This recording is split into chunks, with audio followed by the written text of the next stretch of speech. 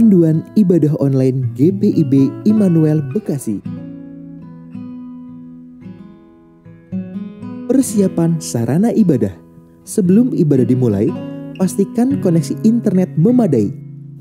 Lalu akses channel YouTube GPIB Immanuel Bekasi di Immanuel TV. Persiapkan diri, berdoalah sebelum ibadah dimulai, lalu ikutilah rangkaian ibadah selayaknya kita mengikuti ibadah.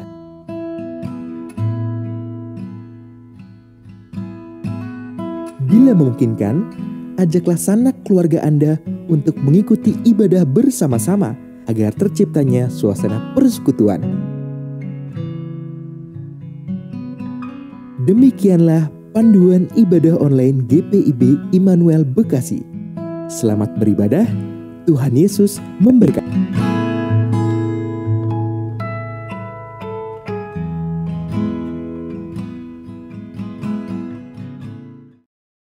Selamat malam dan selamat beribadah di dalam ibadah saat ini. Kiranya ibadah ini membawa berkat dalam kehidupan kita setiap hari. Pemberita firman pada ibadah saat ini adalah Bapak Penatua Edi Situmorang. Mari meneduhkan hati dalam saat teduh.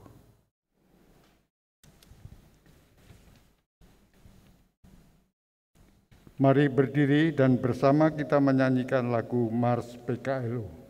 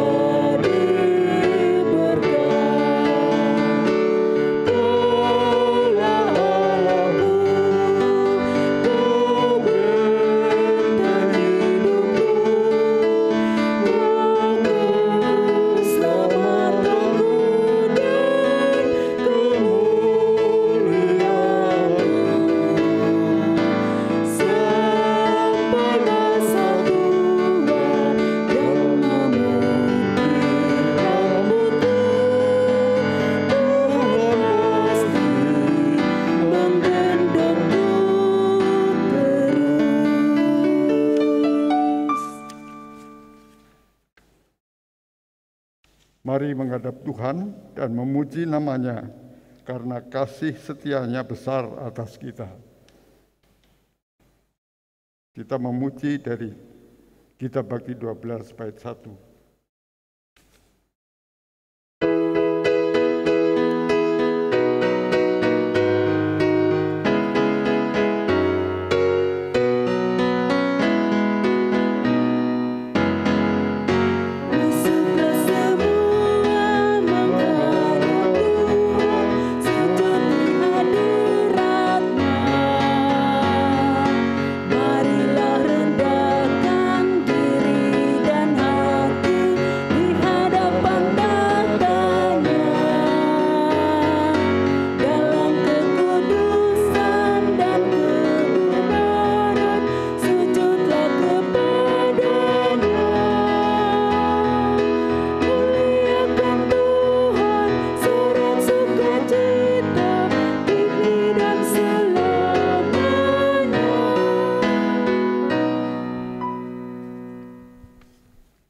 kita berdoa.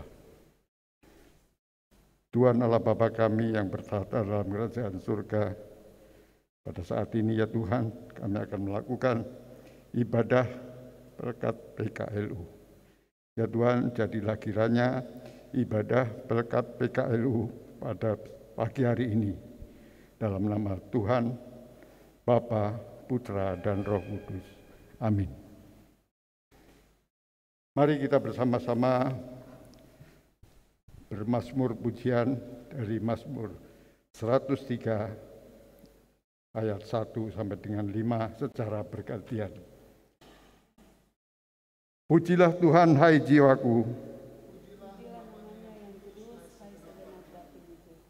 Pujilah Tuhan, hai jiwaku. Dia yang mengampuni segala kesalahanmu. Dia yang menebus hidupmu dari gelombang kubur.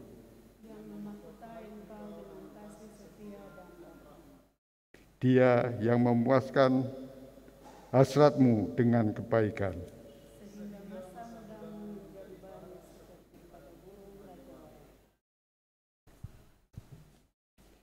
Mari jemaat sekalian kita bernyanyi bersama-sama dari Gita Bakti 225.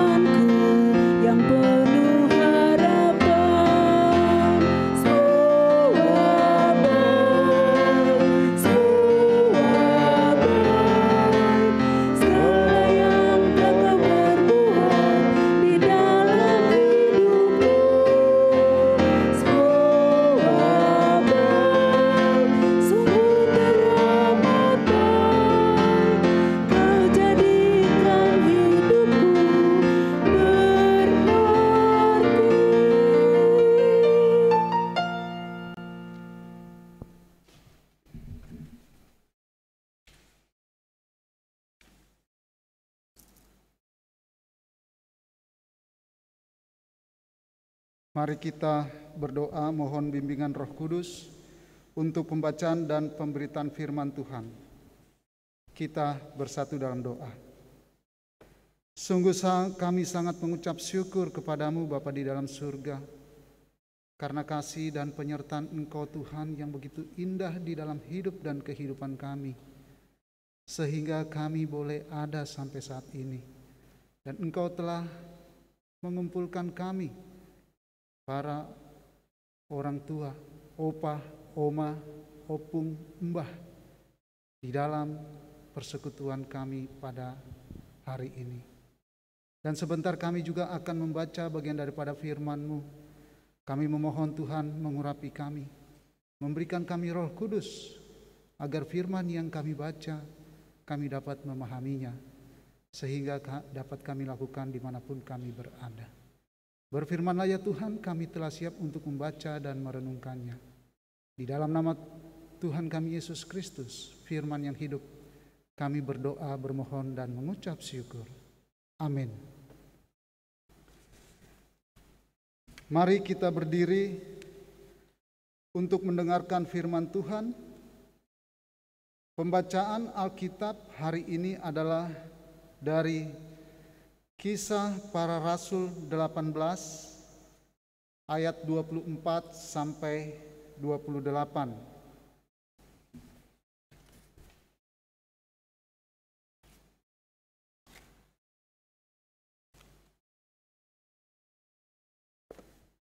Kisah Para Rasul 18 ayat 24 sampai ayatnya yang ke-28.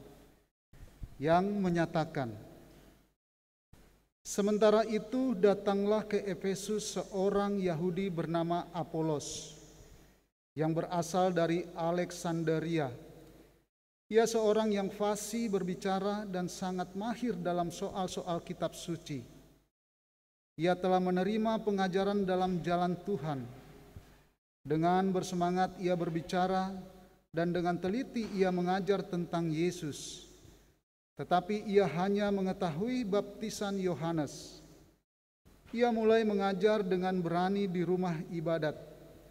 Tetapi setelah Priskila dan Aquila mendengarnya, mereka membawa dia ke rumah mereka dan dengan teliti menjelaskan kepadanya jalan Allah. Karena Apolos ingin menyeberang ke Akhaya, saudara-saudara di Efesus mengirim surat kepada murid-murid di situ, supaya mereka menyambut dia. Setibanya di Akhaya, maka ia oleh kasih karunia Allah menjadi seorang yang sangat berguna bagi orang-orang yang percaya.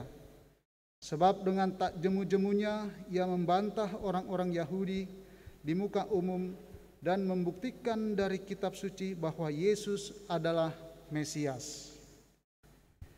Demikianlah pembacaan firman Tuhan. Yang berbahagia adalah setiap orang yang membaca, mendengar, serta memelihara dan melakukan firman Tuhan dalam kehidupannya setiap hari. Haleluya.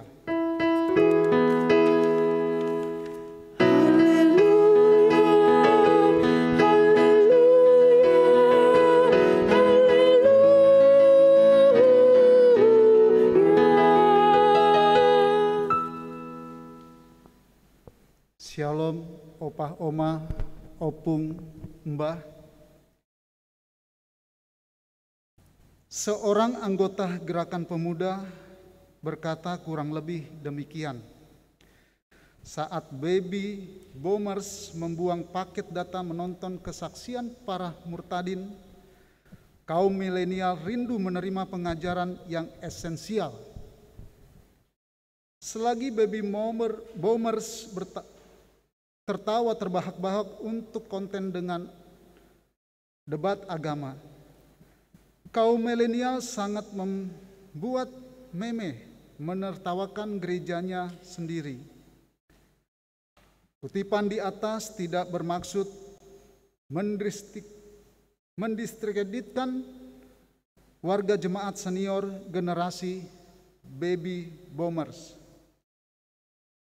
dan kaum milenial, tetapi untuk memperlihatkan pengajaran sebagai hal esensial dalam hidup menggereja.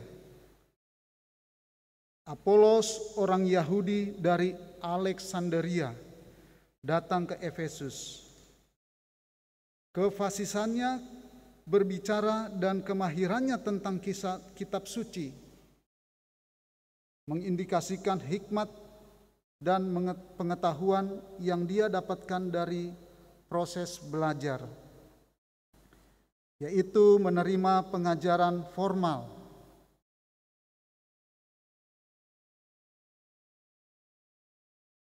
Arti yang diturunkan, diinstruksikan, atau diajarkan, ternyata Apolos sudah menerima dan mengajarkan tentang Yesus dengan teliti. Priskila, Aquila mengundang Apolos ke rumah untuk melengkapi pengetahuannya dengan perspektif baru. Ahli-ahli menolak. Apolos membuka hati, mendengar dengan seksama ajaran dua teman barunya itu. Priskila, Aquila menjadikan rumah tangga mereka sebagai rumah belajar. Tentu kejadian sebenarnya jauh lebih luas dari apa yang dituliskan Lukas, penulis surat ini. Saudara terkasih, dalam bahasa zaman ini, Priskila, Aquila, dan Apolos menjadikan rumah sebagai ruang penelaan Alkitab.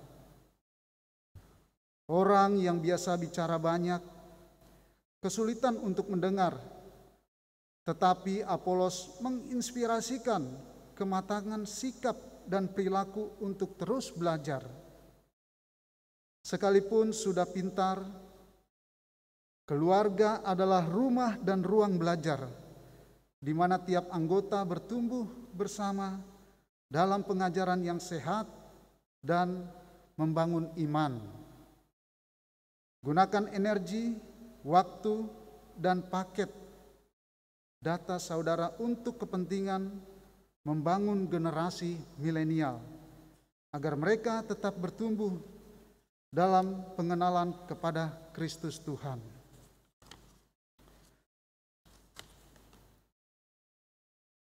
Saudara-saudara yang diberkati Tuhan, Apolos ini adalah orang pintar menerima didikan. Pasti dia menerima didikan Yahudi, karena Apolos orang Yahudi yang datang ke Efesus. Dia berasal dari Alexandria. Dia pintar kitab suci. Kitab suci yang dimaksud bukan kitab suci seperti kitab kita yang dipelajari oleh Apolos, kitab suci orang Yahudi. Artinya, di kitab itu belum tertera ajaran Yesus Kristus.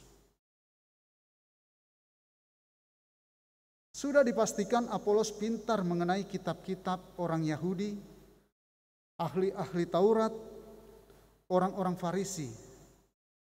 Tapi perbedaannya adalah Apolos tidak menolak ajaran Yesus dan kehadiran Yesus. Apolos tidak menolak itu. Saudara-saudara yang diberkati Tuhan, tapi dia belum mengerti secara mendalam. Apolos belum mengerti secara mendalam mengenai kitab suci yang kita pelajari.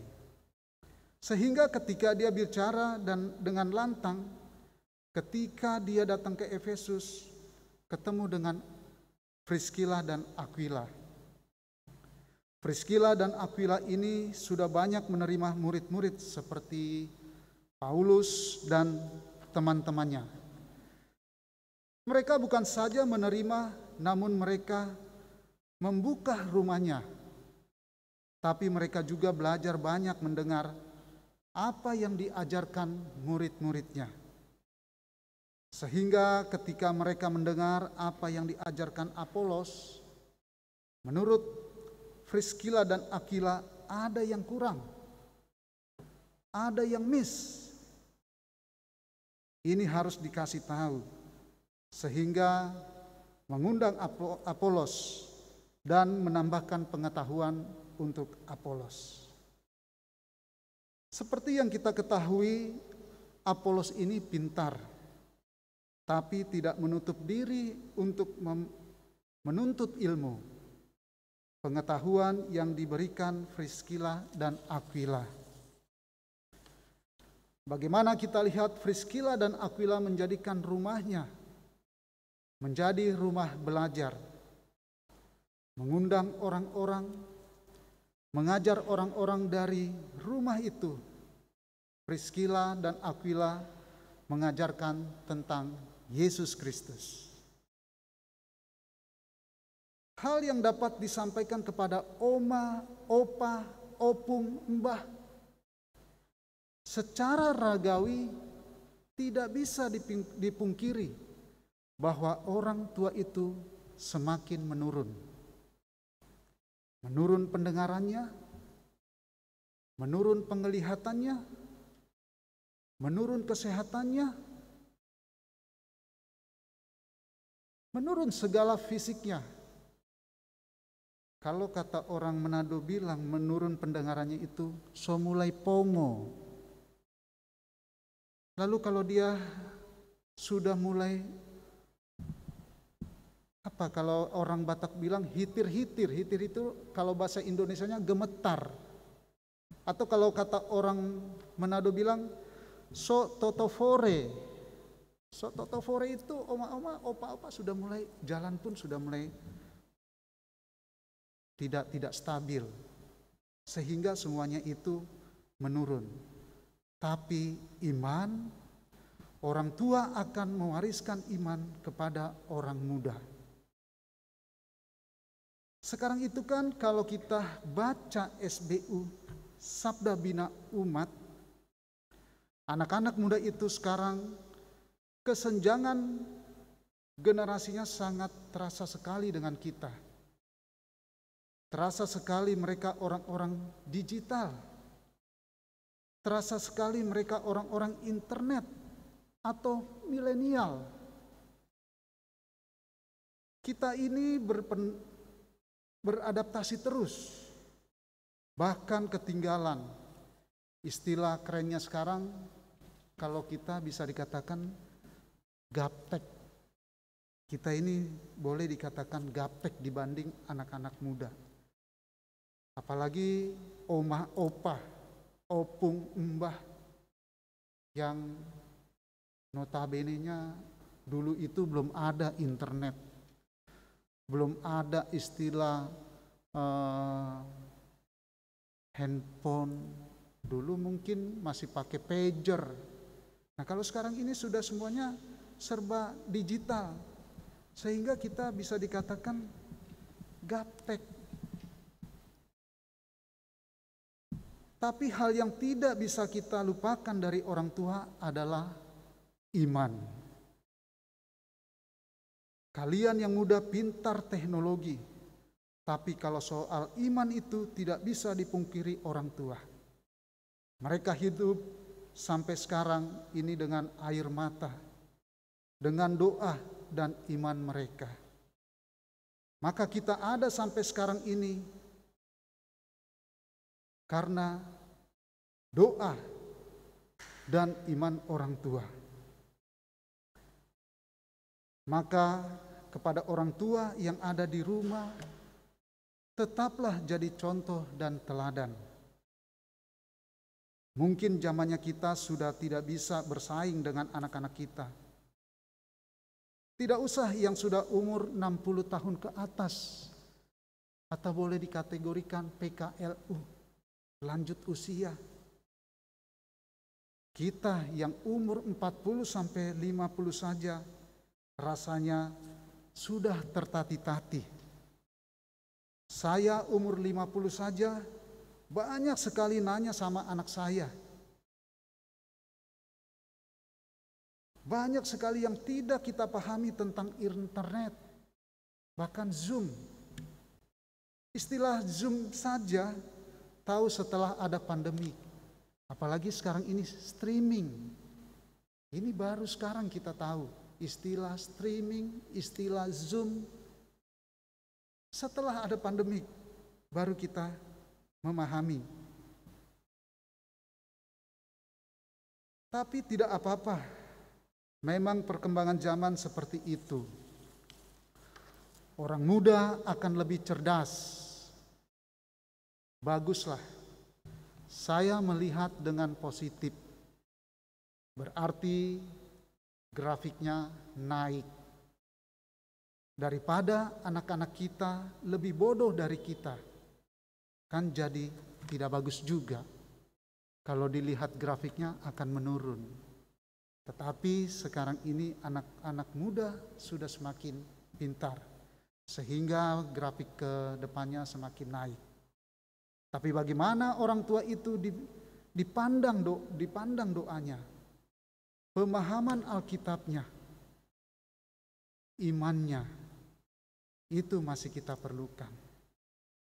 Contoh, ketika kita mempunyai masalah atau pergumulan, jika kita ceritakan ke orang tua, maka ada ketenangan yang kita rasakan, seperti ada yang berbicara langsung dengan Tuhan melalui orang tua yang dilakukan dengan doa.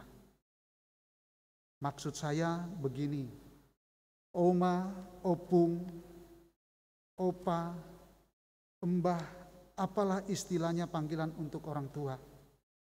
Tetaplah anak-anak itu merasakan ada doa orang tua. Anak-anak merasakan nyaman ketika orang tua berdoa. Maka hati anak-anak menjadi nyaman. Apapun masalahnya, langkah itu menjadi ringan karena tahu ada ibu kita, ada bapak kita yang mendoakan kita. Jadi tetaplah dengan iman itu. Tetaplah dengan kekuatan itu. Tidak lagi PKLU atau orang tua mendidik, membina, tapi hanya menjadi contoh, menjadi teladan dalam kehidupan dengan anak-anak. Kalau dari segi kekuatan atau kesehatan, sudahlah, karena kita secara ragawi semakin menurun fungsinya. Tapi iman tidak pernah menurun.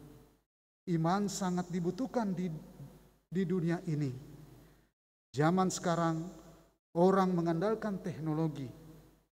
Tidak ada yang bisa menggantikan iman.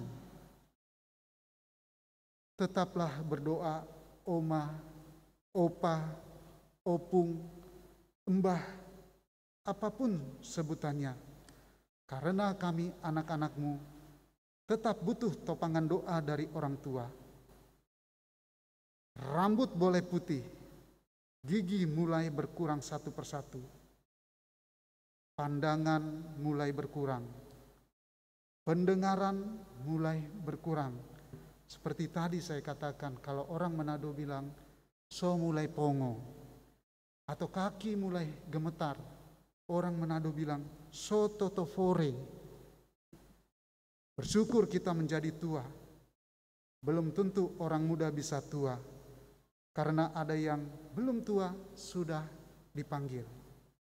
Menjadi tua itu berkat. Jadilah orang tua yang memberikan teladan.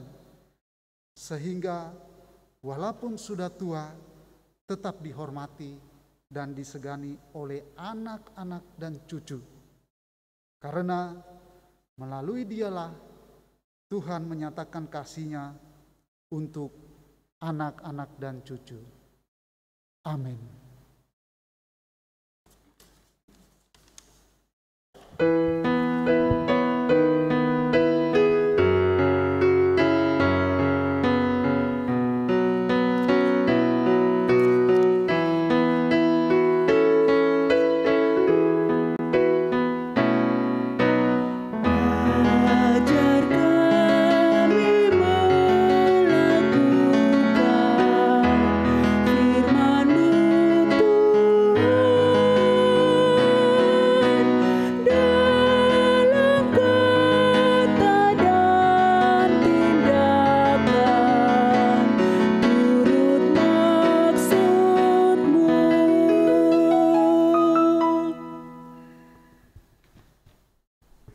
Mari kita bersatu dalam doa.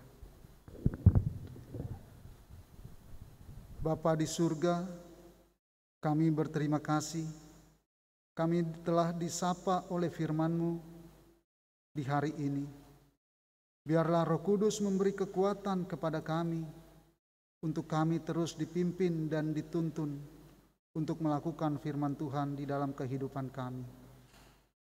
Ajarlah kami Tuhan untuk selalu mengucap syukur dan mengandalkan Tuhan dalam segala kehidupan dan rencana kami di hari esok, agar tetap sesuai dengan kehendak-Mu. Kasih-Mu nyata dalam hidup kami.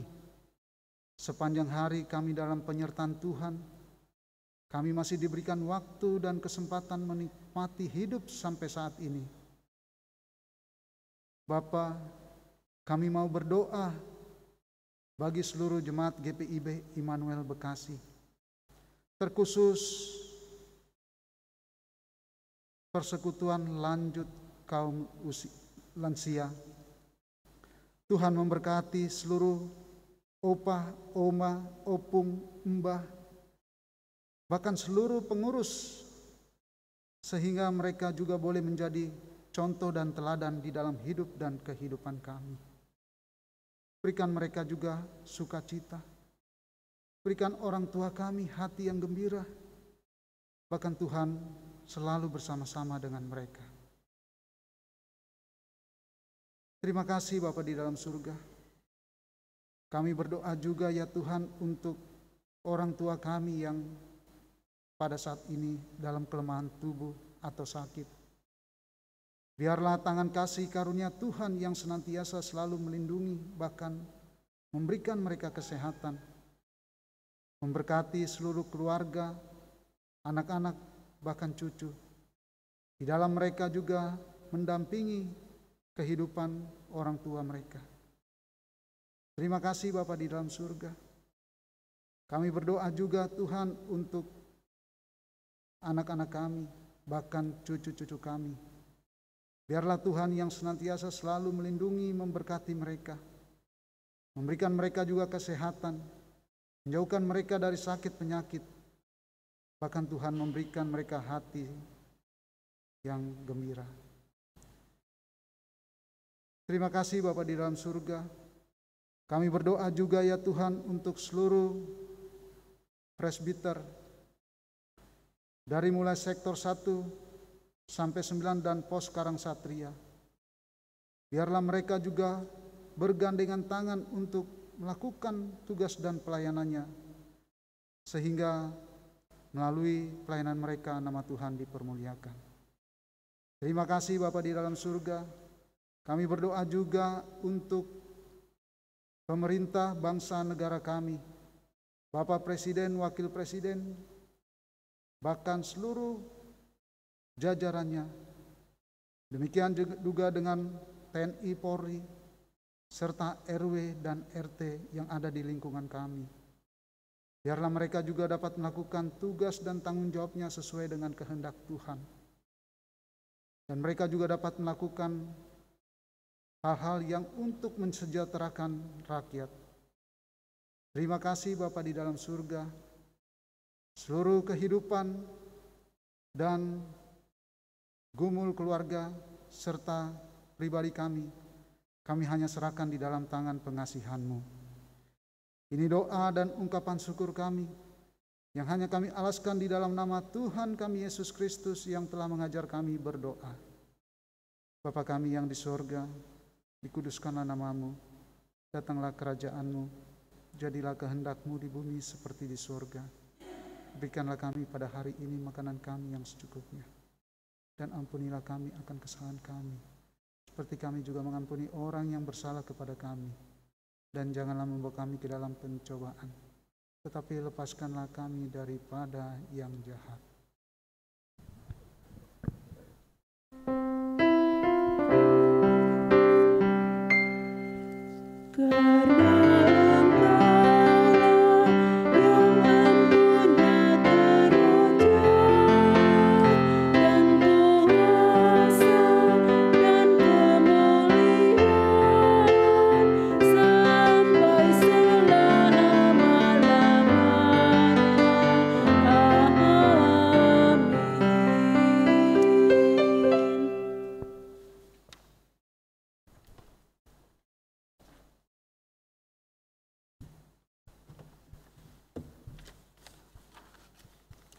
Saudara-saudara, marilah kita mengucap syukur kepada Tuhan dengan memberi persembahan kepadanya.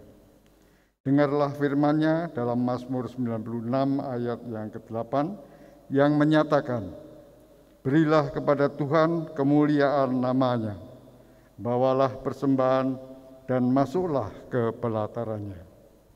Sampaikan persembahan saudara melalui koordinator sektor, atau transfer ke rekening gereja, atau secara online dengan cara scan berkode QRS yang tertera pada slide tata ibadah atau berita Immanuel. Kiranya Allah berkenan atas pemberian kita dan mengkuduskan persembahan syukur kita kepadanya. Kita menyanyi dari Kitab Bakti 83, bait pertama sebelum memberikan persembahan dan bait kedua setelah persembahan.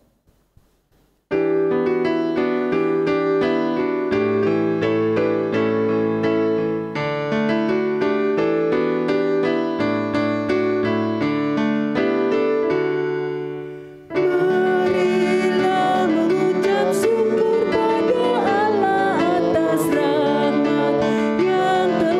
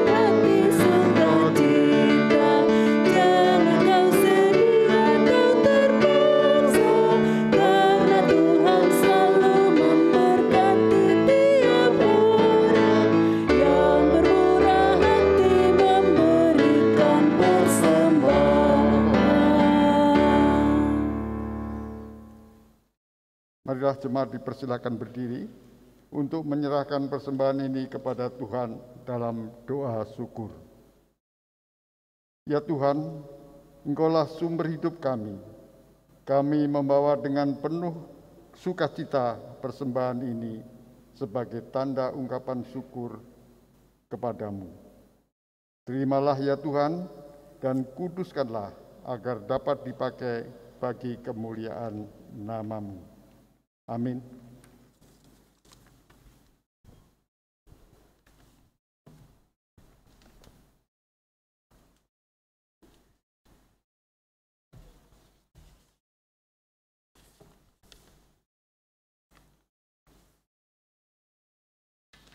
Kita masuk dalam amanat pengutusan.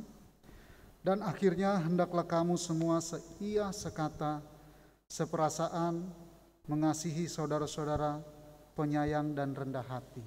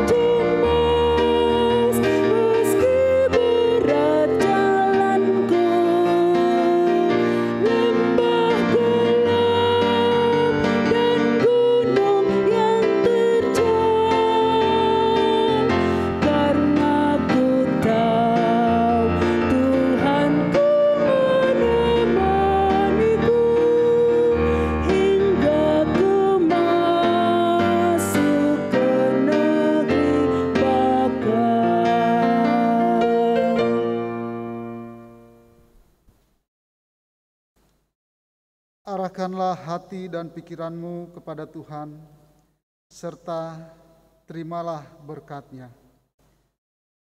Kasih karunia Tuhan Yesus Kristus dan kasih Allah Bapa dalam persekutuan dengan Roh Kudus menyertai dan memberkati kamu sekalian sekarang ini sampai selama-lamanya.